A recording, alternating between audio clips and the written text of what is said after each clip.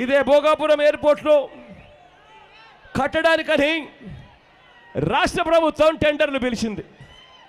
ఇదే రాష్ట్ర ప్రభుత్వం టెండర్లు పిలిచినప్పుడు కేంద్ర ప్రభుత్వ రంగ సంస్థ ఎయిర్పోర్ట్ అథారిటీ ఆఫ్ ఇండియా రాష్ట్ర ప్రభుత్వానికి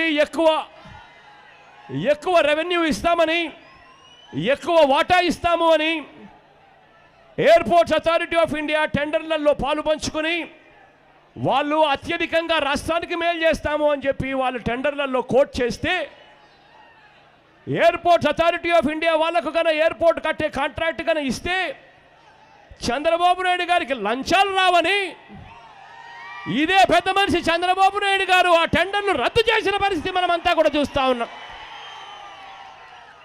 రెండోసారి టెండర్లు పిలిచారు.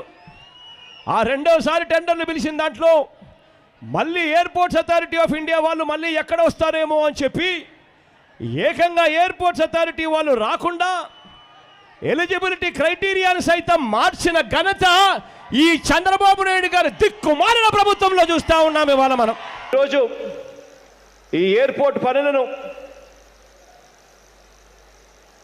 మొదలు పెట్టడానికి జిఎంఆర్ గ్రూపుకు సంబంధించిన మల్లికార్జునరావు గారు ఇక్కడ ఇదే వేదిక మీద ఉన్నారు. నాకు గట్టిగా నమ్మకం ఉంది, మల్లికార్జునరావు గారు అంటే ఈ ప్రాంతానికి, ఈ ప్రాంతపు వాసి.